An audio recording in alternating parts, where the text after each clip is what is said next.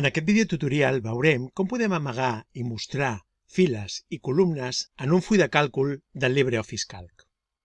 De vegades, quan treballem amb un full de càlcul, especialment si és molt gran i hi ha moltes dades, ens interessa que es mostrin només aquelles dades amb les quals treballarem. I això ho podem aconseguir amagant files i columnes. Anem a veure-ho. Quan volem amagar una o més columnes, senzillament el que hem de fer és seleccionar-les. I un cop seleccionades, a través del menú de context, podem triar l'opció Amagar les columnes. D'aquesta manera veiem que les columnes ja s'han amagat, veiem que la nomenclatura de les columnes no és consecutiva, passant de la D a la G, la qual cosa vol dir que la columna E i F està amagada. De fet, si ens fixem, la línia que separa les dues columnes es mostra una mica més gruixuda. Això ens indica que entre aquestes dues columnes hi ha columnes amagades. També podem amagar les columnes a través de la barra de menús. Anem a veure-ho. En aquest cas, el que farem serà amagar les tres primeres columnes. Les seleccionem, ens adrecem a Format, triem l'opció Columnes i triem Amagar. D'aquesta manera veiem que novament s'han amagat les columnes A, B i C.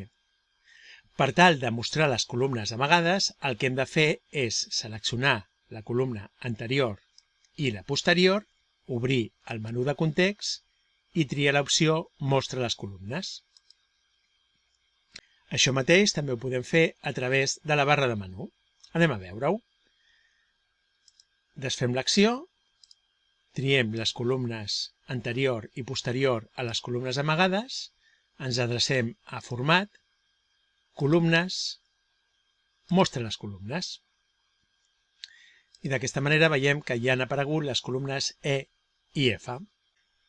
Si tenim diverses columnes amagades i només volem que aparegui una d'elles, també ho podem fer en aquest cas a través del quadre de nom. Per exemple, el que farem és que es mostri únicament la columna B i que continuïn amagades la columna A i C.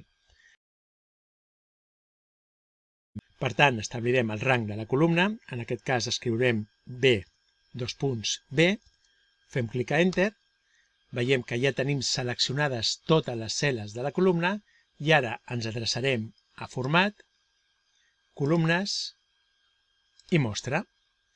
Veiem que, efectivament, d'aquesta manera es mostra únicament la columna B i les columnes A i C romanen amagades. De la mateixa manera que podem amagar i mostrar columnes, podem amagar i mostrar files. Anem a veure-ho. En aquest cas, per exemple, el que voldrem és que únicament es mostrin aquells registres en què hi ha dones. Per tant, primer de tot el que farem serà ordenar els registres per la columna Gènere. Seleccionem la taula, ens adrecem a Dades, Ordena, indiquem al programa que l'interval conté etiquetes de columna i ara senzillament el que haurem de fer serà triar la columna Gènere. Fem clic a d'acord, veiem que efectivament ja tenim primer les dones i a continuació els homes i ara seleccionarem les files que contenen els homes. Un cop fet això, també podem amagar les files a través del menú de context o a través de la barra de menús. Per fer-ho a través del menú de context, ens situem al damunt de la numeració de les files, obrim el menú de context i triem l'opció Amaga les files. Veiem que efectivament únicament apareixen les dones.